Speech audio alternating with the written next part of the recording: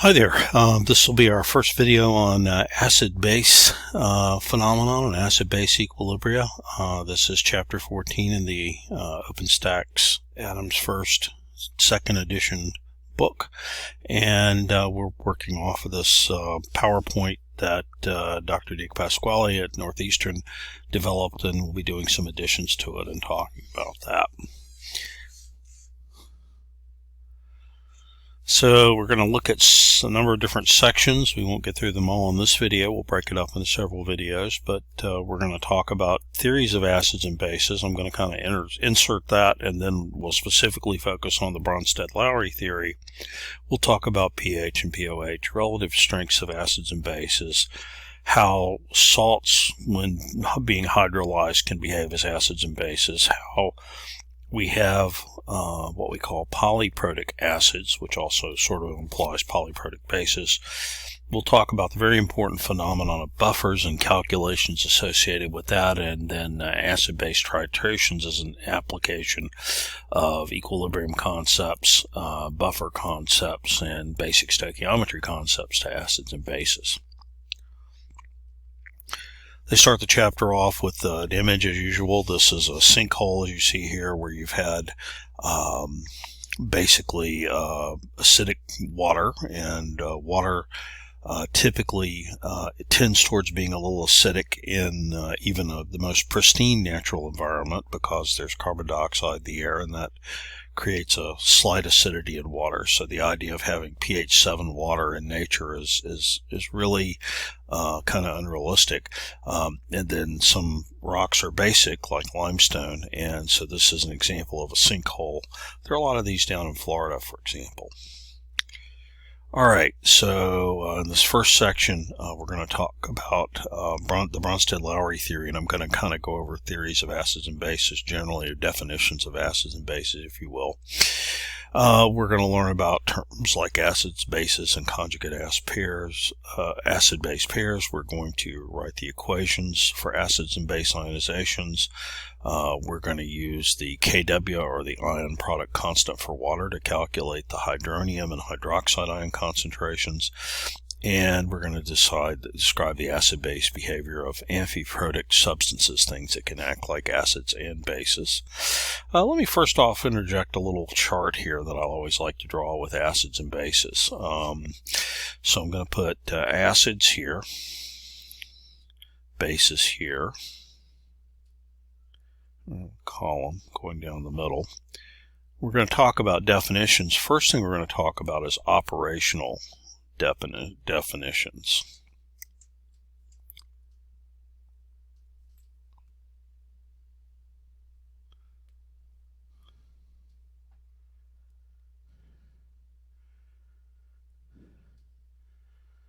Now, I always tell everyone, when I was in grad school and I was trying to write my proposal for my doctoral dissertation, and my doctoral dissertation itself, they told me I had to put operational definitions in it, and I had no idea what they were talking about. I didn't know what operational definition meant, but eventually I came to learn that means definition in terms of an operation, in terms of an observation or a measurement that you might make. So we're going to learn later on that one of the key operational definitions is that for acids and water at 25 degrees C, the pH, which we haven't defined yet, but we will, is going to be less than 7, and the bases will have a pH that's greater than 7. And that's probably the way we operationally define acids and bases nowadays. For the most part, we take a pH meter of some sort and use it to determine to measure the pH, and we define that. I was always taught that bases were slippery. I only bring that up because you shouldn't probably be rubbing a piece of sodium hydroxide or something. It's probably not a good thing to do. But my high school chemistry teacher, the great Dick Hamrick, had a great saying at this point. He said, bases are slippery. He says, acids will feel slippery too, but that's just your finger dissolving, which I always thought was a pretty good term. They sometimes talk about taste, and again, I wouldn't recommend tasting it. The acids taste tart, though. Like, for example, most citrus fruits have citric acid in them. So if you think about the kind of the tart taste that you might get from lime juice or something like that without any sugar in it, that's a acid taste. Bases are bitter, I think. But again, I don't spend a lot of time drinking bases normally, but coffee, for example, if you have black coffee, it contains caffeine, which is a base, and probably some other bases, and that's sort of the bitter flavor of coffee, which is why I take mine with the sweetener and milk and stuff in it. Anyway, the other thing we do is we're going to use some things that are called indicators. So you may have heard of phenolphthalein. Phenolphthalein is a indicator that we use in the lab a lot of times. Acids will be clear and colorless, which are two different terms. Bases will be pink in phenolphthalein. You may have heard of litmus. Acids will take blue litmus and they'll turn it red. Bases will take red litmus and they'll turn it blue. And that's how I always remember that bases are blue. There are a lot of other indicators that we'll talk about, but these are all some operational definitions of acids and bases. And again, the whole idea of calling things acids and bases and classifying them that way is an attempt to make it easier for us to predict their properties, to predict what kind of reactions they might happen. As you can imagine, mixing an acid and base is usually going to give you a reaction. And so that's what we're fundamentally going for. The first definition of acids and bases you learned back in GChem 1, and it's the Arrhenius. And I'm really misspelling Arrhenius there.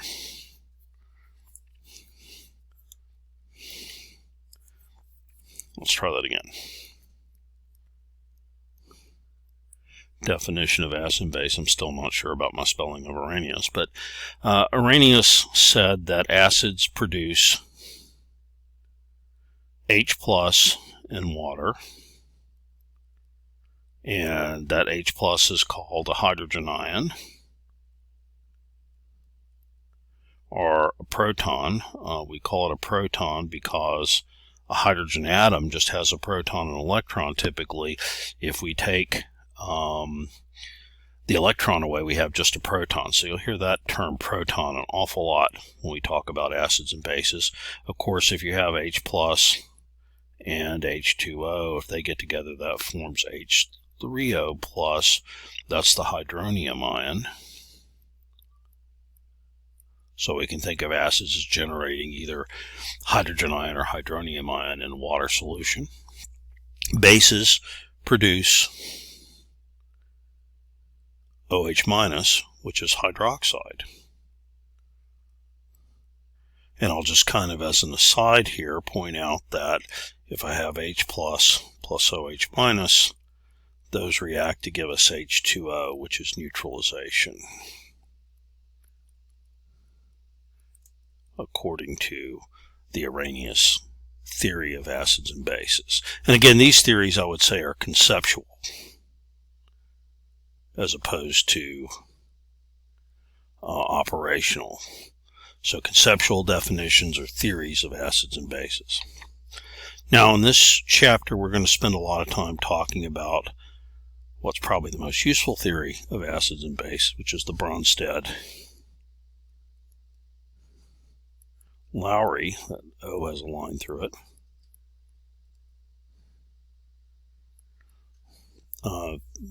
And the Bronsted-Lowry theory says that acids are proton donors and bases are proton acceptors. And what that does is anything that would be an Arrhenius acid would obviously be a proton donor. Anything that is an Arrhenius base that produces a hydroxide is obviously a proton acceptor because hydroxide will accept a proton, as we said above.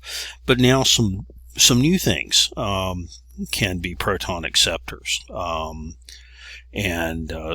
it gets, for example, the idea of if I take the fluoride ion, for example, the fluoride ion will react with water, and in an equilibrium will make some hydrogen fluoride and hydroxide. Okay, in an equilibrium, and so this would be a Bronsted-Lowry base, and this would be a Bronsted-Lowry acid, and we call that pair a conjugate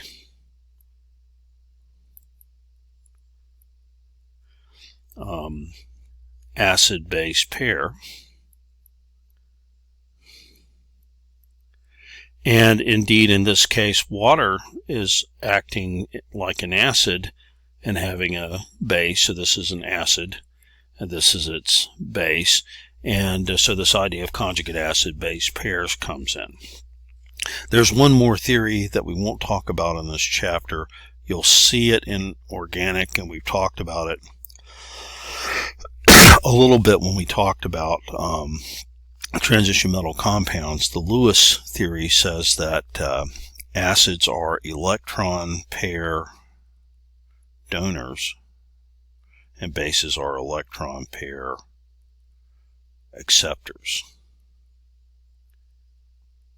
And so that gets into screwy things, like you see stuff like the aluminum +3 ion will accept electron pairs, so it's something that can act as a Lewis acid. What's happened in each of these definitions is we're basically expanding the possibility for who can be acids or bases.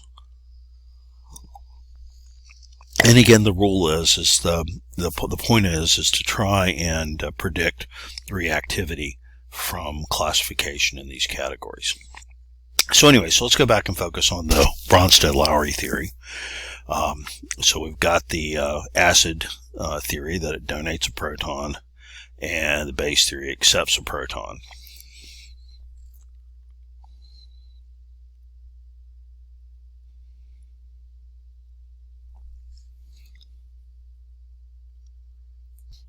Sorry, I had to pause it there for a second and have a little coughing fit. Let's get back to this. So again, Bronsted-Lowry donates a proton if it's an acid, accepts a proton if it's a base. One of the other things that I like about this theory is it talks to us about the strongest acid that could exist. And the strongest acid that can exist in a solvent is protonated solvent.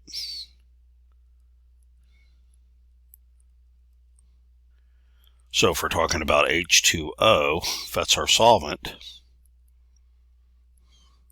then the protonated solvent would be H3O plus the hydronium ion. And the strongest base that can exist is the deprotonated solvent.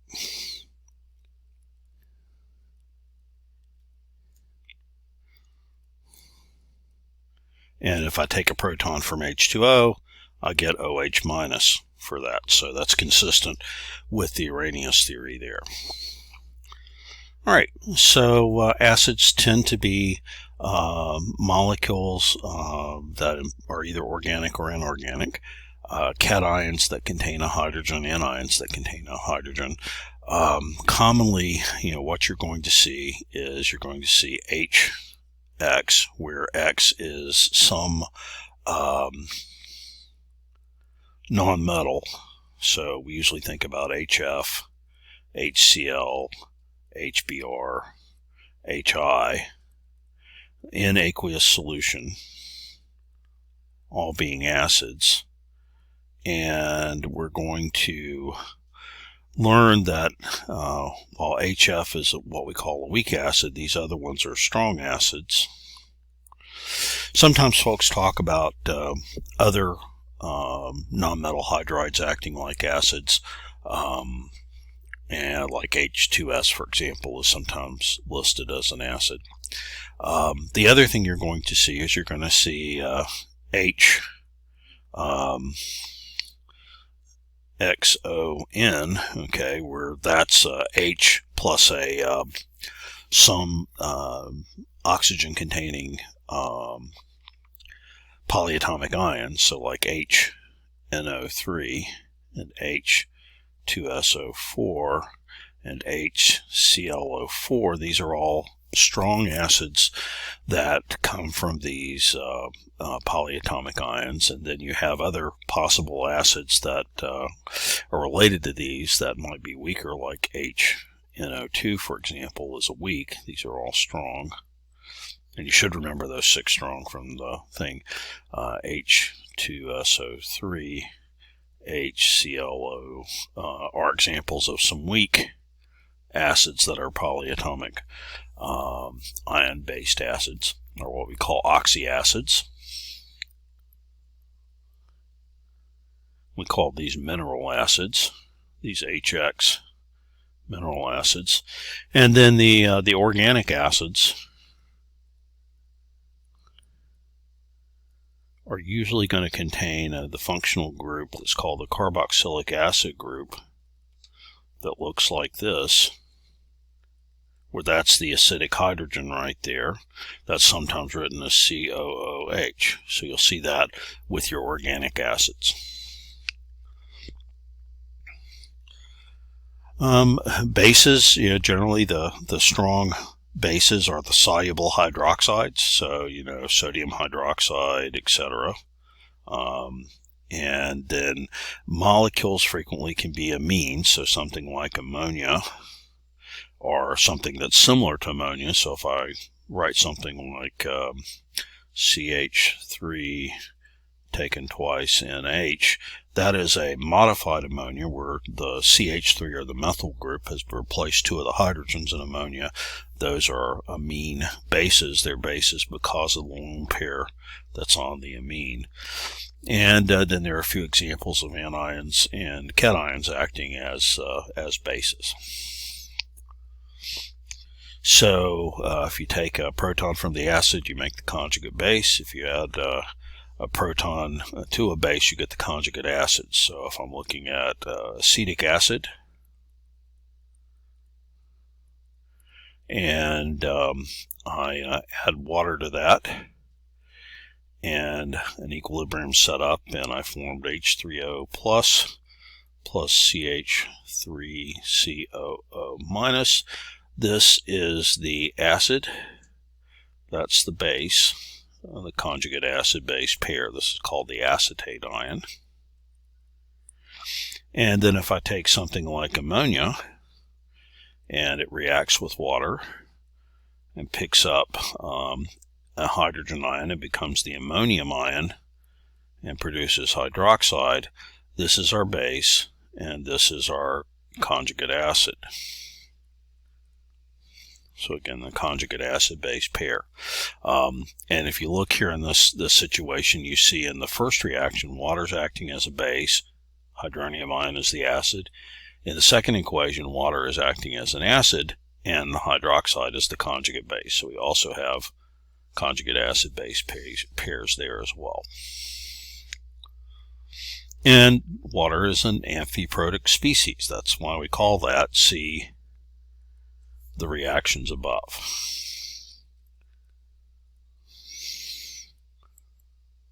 That I wrote on slide 8 there for that. So here is a picture of this reaction, the second reaction that I wrote.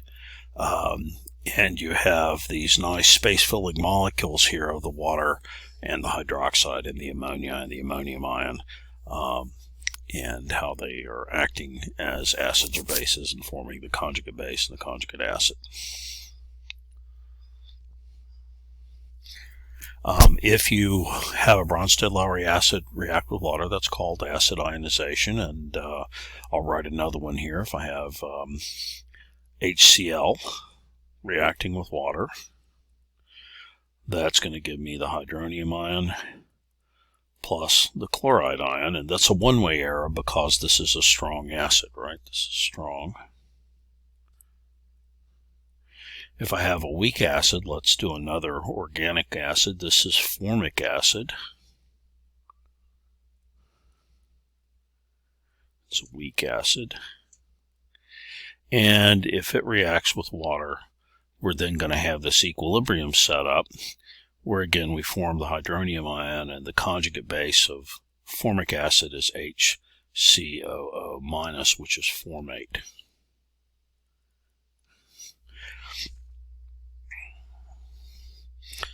Here's an example with hydrogen fluoride, which we used before, showing the formation of the conjugate acid of water, the hydronium ion, and the conjugate base of fluorine. And you can see clearly from the colors here that this hydrogen right here winds up right there on that hydronium ion. If we do a Bronsted-Lowry base in water, that's called base ionization. You've seen some of those above. Let's look at the one they give us down here. This is a base that is, the name is, I'm blanking on the name right now, but it's an organic base where we have what looks like a benzene ring, except a nitrogen's been substituted in that, so it's what we call a heterocycle. It's got something besides carbon in the cycle part of it. But that lone pair right there is going to act to pick up a hydrogen, and you see it shows up right over here where it takes the hydrogen from water and forms the acid version of that, where the nitrogen is protonated. And in fact, you might even write this, instead of saying C5NH6, I would probably have written as C5H5NH, emphasizing that acidic hydrogen there, which is the one that we pointed to on the structure above. Now, water can act as both an acid and a base, and we can write this equilibrium for water one of two ways. We can say H plus OH minus with one water molecule. This is a liquid.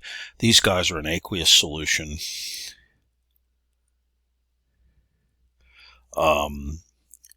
Or we could say 2H2O liquid in equilibrium with a hydronium ion now, instead of the H plus an OH minus and Q in either case.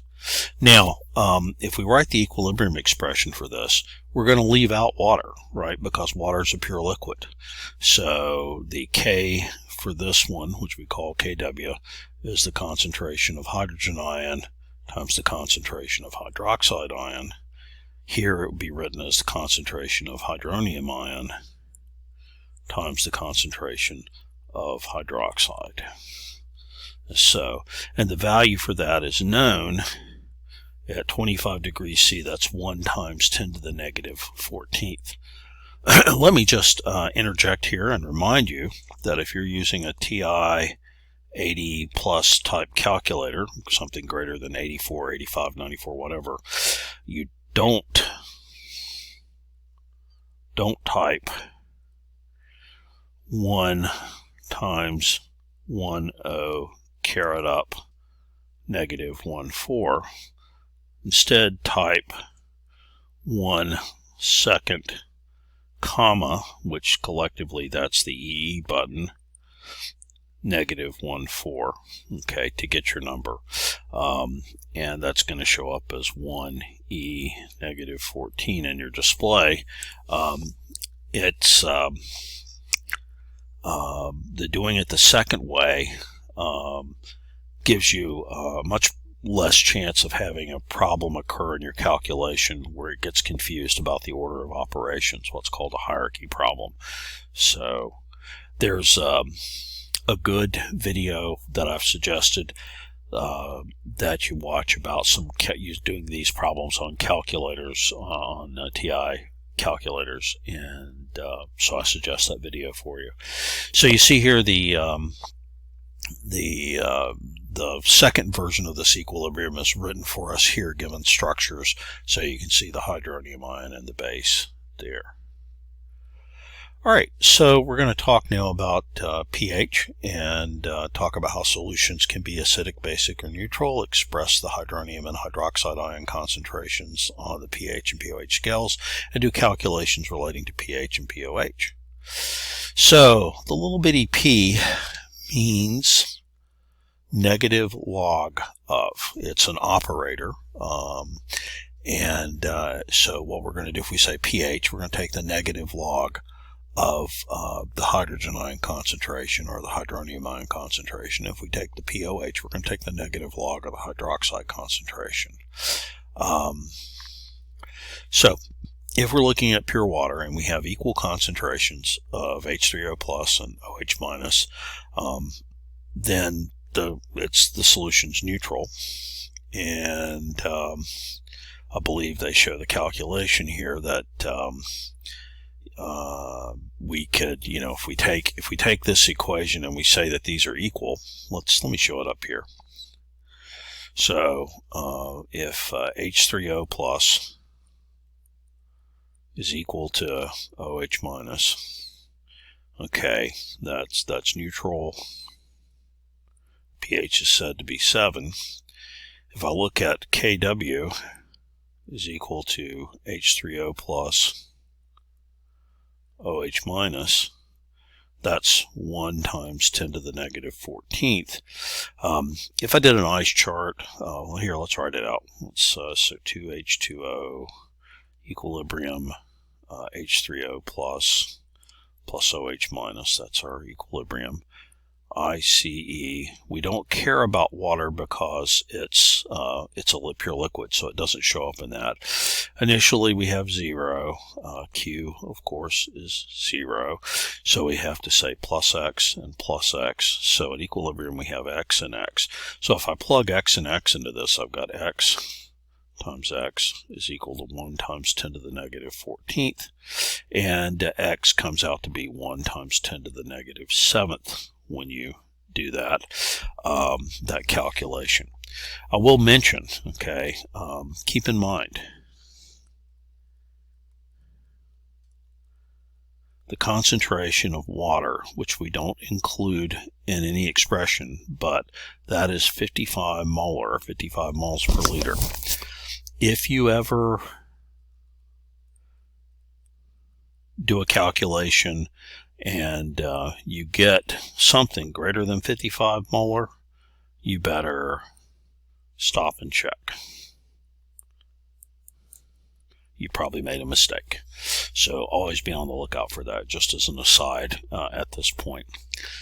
So going on, if we've got a situation where we have more than 1 times 10 to the negative 7th molar hydronium ion, then we're going to have less than 1 times 10 to the negative 7th molar hydroxide, and that'll be an acidic solution. Conversely, if we've got more than 1 times 10 to the 7th molar hydroxide, the hydronium ion is going to be less than that, and the solution is going to be basic.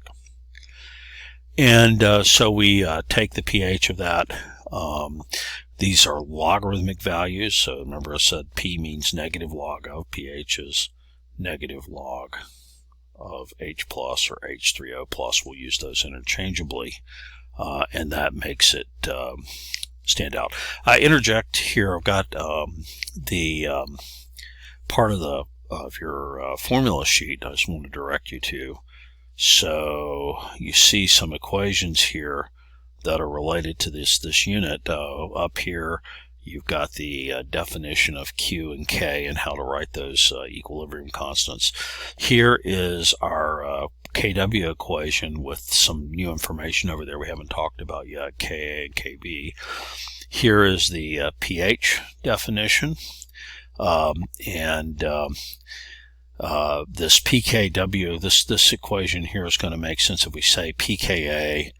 pKa, for example, is negative log of Ka. We'll talk that. pKw is negative log Kw. That's negative log 1 times 10 to the negative 14th. That comes out to be 14, and that's where the idea of pH and POH adding up to 14 comes from. You can have negative pHs in POH. A lot of times folks miss that. Here is the quadratic formula, which sometimes in equilibrium we wind up doing quadratic formulas. This is the equation for the solution of the quadratic formula if it's in that format. This is called the Henderson-Hasselbalch equation. That's going to deal with buffers, and it's going to save us a lot of hassle. Sorry about that. All right. So here's that relationship that pH plus POH is equal to 14. So if I know my pH is 6, then my POH must be 8. We can go back and forth with that. Again, if their hydronium ion and hydroxide ion are equal, then it's a neutral solution. And we talked about the acidic. These slides kind of are leaving us a lot of space to write stuff, but it's pretty redundant to what we said before. Here's a nice table summarizing that and giving the relationship to pHs. Here is a nice figure from the textbook that gives us kind of a handle on where things are. So your first column there is hydronium ion concentration, then you have the hydroxide concentration, then you have the pH value, and then you have the POH value. And you can see that the pH and the POH values add up to 14. And then you can see that things, where things lie on that. So something like ocean water is actually a little basic. Baking soda is a little basic. If you're looking at rainwater, it's acidic. Coffee is acidic. Gee, I thought coffee was a little basic. My bad. And you see vinegar here is down between pH 2 and 3, so vinegar's acidic. Our acid in our stomach is acidic. Then down here we have 1 molar HCl. I'll point out that if you have 10 molar HCl, that's got a pH of -1. If you had 10 molar NaOH, that's got a POH of -1, a pH of 15. So you can go below 0 and above 15. It's just not all that common. But for example, if you go into the lab and you have a bottle of concentrated hydrochloric acid, that's 12 molar. All this is temperature dependent, but we usually don't worry about that too much. All right, so we listed the strong acids before, and again, these are we don't talk about equilibrium reactions there. These are one-way reactions. So in fact, we would just write HCl goes to H plus Cl minus, and the idea is that I'll introduce the term here of before change after BCA. It's kind of like an ice chart, except it's for one-way reactions. So let's say, for example, I have a 10 molar HCl solution, and I'm assuming I have no HCl and Cl minus. The change line is going to be determined by the limiting reactant. Well, there's only one reactant, so it must be limiting in this case. So that's going to go down 10. These are going to go up 10. And so after we have 0, 10, and 10, and so our pH would be the negative log of 10 molar, and the negative log of 10, the log of 10 is 1, the negative of that is -1, so the pH would actually be -1 for a 10 molar solution of HCl. If we're looking at strong bases, again, we're thinking about a one-way reaction again, so let's do strontium. Typically we would have solid strontium hydroxide. We put it in water, it dissolves to strontium ions and 2 hydroxide ions. I might write water on the bottom to indicate we're dissolving it in water. And so, if we know that we've got 1 mole of this in 1 liter of water, BCA doesn't really make sense, but this is actually would be equivalent to a 1 molar solution once it dissolves, 0, 0. So now we're going to say -1, +1, and now +2, because that 2, it's actually +2 times 1, if you will. And so we wind up with 2 molar hydroxide, and our POH is going to be the negative log of 2 in this case. Well, I know the negative log of 1 is 0, and I know the negative log of 10 is 1. So if I go take the log of 2, that's 0.3. So that comes out to be negative 0.3 will be my POH. My pH would be 14 minus that negative 0.3. That's going to be 14.3. Very basic solution there from our 1 molar of strontium hydroxide. Here's some examples of acid on our environment. You see acidic rain on those trees has caused those trees to lose leaves, to no longer be living. It not only does it directly affect the trees, it also weakens their defenses for like insect infestation and things like that. And then you see the corrosion of the statues here to the right that happens due to acidic precipitation. Here are a couple of pH meters. On the left you see a laboratory grade pH meter, which can run you a good $1,000, and on the right you see a more of a home pH meter that's got less precision. I think I bought one of those for about $20, probably about 20 years ago now, and so they probably cost more now, but that might be the sort of thing. I bought it as a gift to someone who had a pool and needed to monitor their pool pH. So and of course that level of precision is pretty good. Here are some indicators. On the left you have solutions of different indicators that give you different colors at different pHs. And then on the right you've got some pH paper. This is a universal pH paper, and you can get a pretty good estimate of the pH from measuring the color there if you've got good eyesight and no kind of color blindness or anything like that. So alright, so we're gonna cut this video at that point, and we'll get you a new video out for the rest of it.